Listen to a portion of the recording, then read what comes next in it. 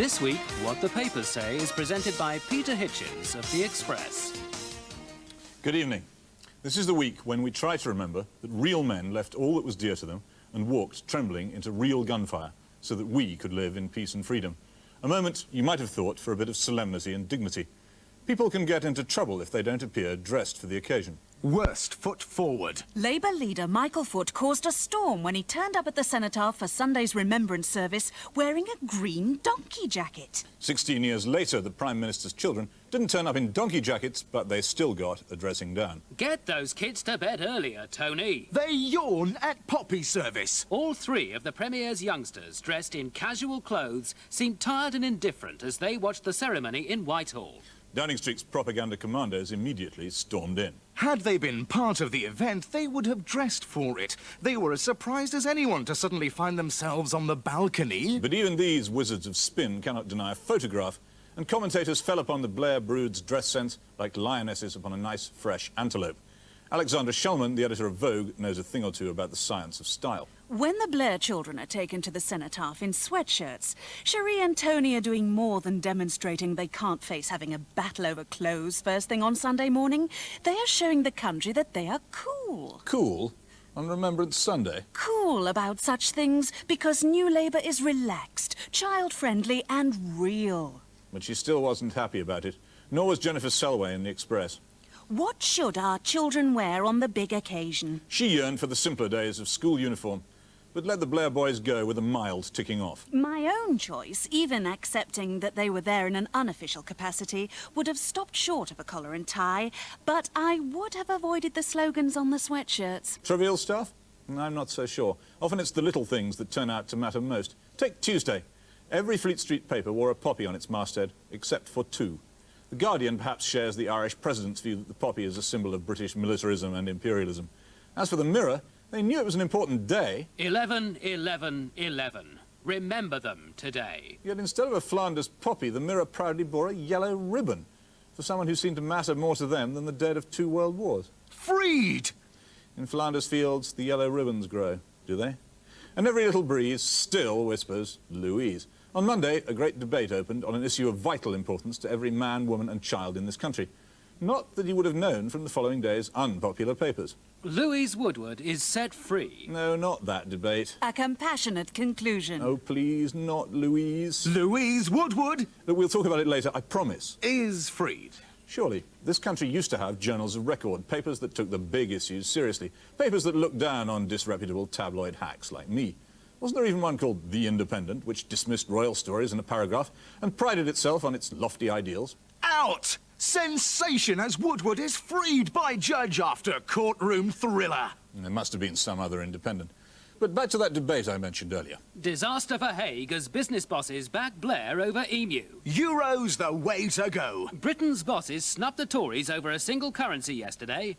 3/4 of firms backed Tony Blair's policy of joining when it was right for Britain. Did they, though? CBI chiefs were forced to backtrack over a boast that 3 out of 4 bosses want a single currency.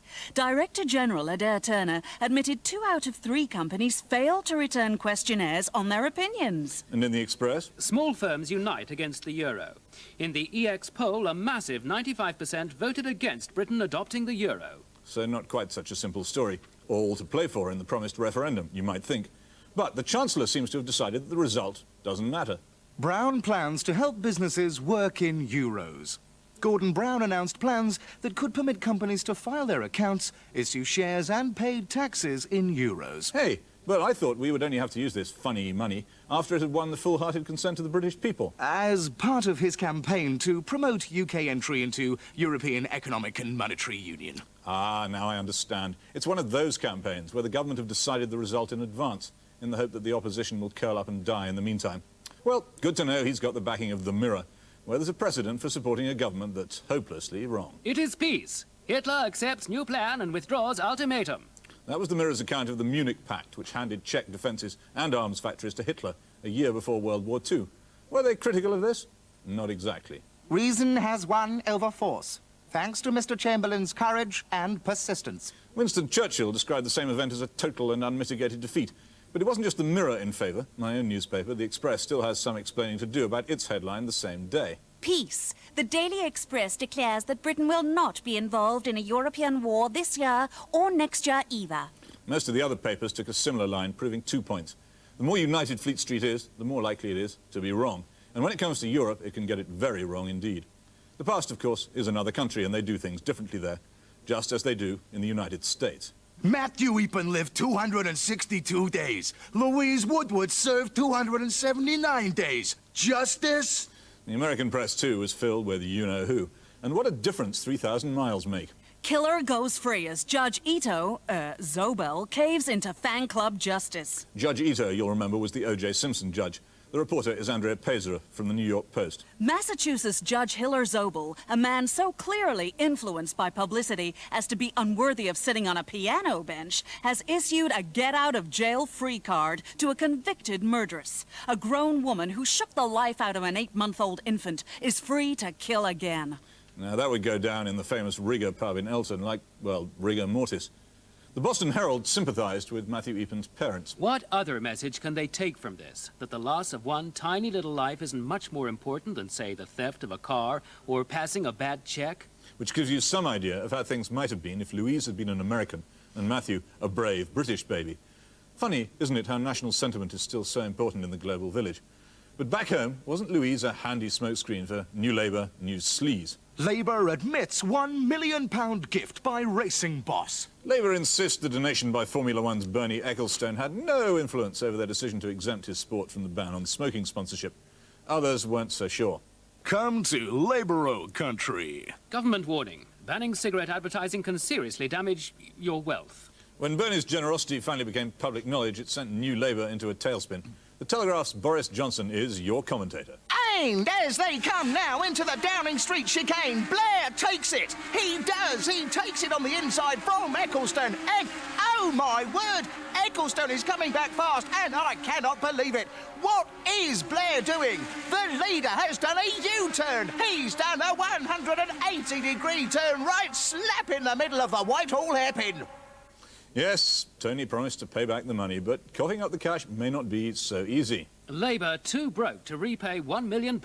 It seems Bernie's money may have disappeared along with New Labour's image of total purity. Labour's first whiff of sleaze. Blair under siege. Labour squirms over Bernie's money. And a further extraordinary twist, Mr Ecclestone denied making a second offer after the election, and he told yesterday's Mirror that the money didn't matter. I don't see why the Labour Party should give it back. They can keep it. It was the greater good of the country anyhow. And I would tell the world there is no link in any shape or form to the donation I have made to the Labour Party and any decisions they've made in government. Right? Oh, right. But never mind about the money. Please, can we have our general election back, free from all mention of sleaze? Now we know Labour has its own fair share of this nasty affliction. Good night.